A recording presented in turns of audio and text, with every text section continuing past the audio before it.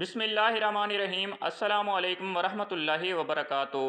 प्यारे भाइयों और बहनों, कब्र की ज़िंदगी एक ऐसी हकीकत है जिससे कोई इनकार नहीं कर सकता। ये वो जगह है जहाँ हर इंसान को जाना है। ना दौलत साथ जाएगी, ना रिश्तेदार, बस हमारे आमाल ही हमारे साथ होंगे। कुरान में अल्लाह ताला फरमाता है, कुल्लु नफ्सिन ज़ाइक़तुल मौत, यानी हर जान ने मौत का मज़ा चखना है।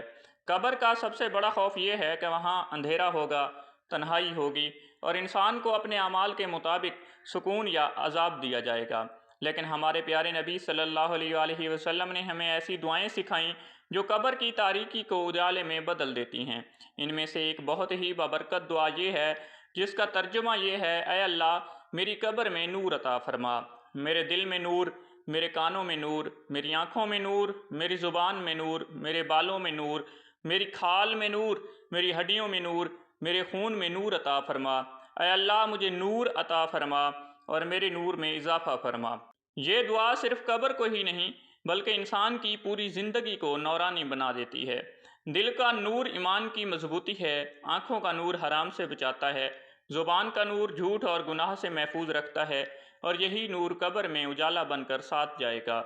हज़रत उस्मान बिन अफ़्फ़ान रज़ी अल्लाह ताला अन्हु जब किसी कब्र के पास खड़े होते तो इतना रोते कि दाढ़ी तर हो जाती।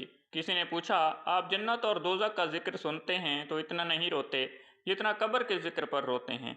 तो हज़रत उस्मान रज़ी अल्लाह ताला अन्हु ने फरमाया, कब्र आखिरत का पहला ठिकाना है। अगर ये ठीक हो गई तो आगे सब कुछ आसान है और अगर ये ख़राब हो गई तो आगे सब कुछ सख्त है। यही वजह है कि नबी सल्लल्लाहु अलैहि वसल्लम ने हमें दुआएं सिखाईं ताकि कब्र हमारे लिए सुकून का घर बन जाए। प्यारे भाइयों, ये दुआ पढ़ने के साथ साथ कुछ ऐसे आमाल भी हैं जो कब्र को उजाला बख्शते हैं। नमाज की पाबंदी, कुरान की तिलावत, ख़ास तौर पर सूरत मुल्क, सदका व खैरात और दुरूद शरीफ की कसरत, ये सब कब्र को नूर से भर देते हैं। प्यारे भाइयों और बहनों, हम सब चाहते हैं कि हमारी कब्र अंधेरों की बजाय नूर से भर जाए।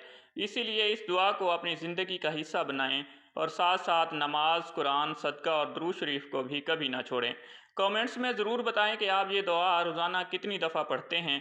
अगर ये वीडियो अच्छी लगे तो इसे दूसरों तक भी पहुंचाएं ताकि वो भी इस नौरानी दुआ को सीख सकें।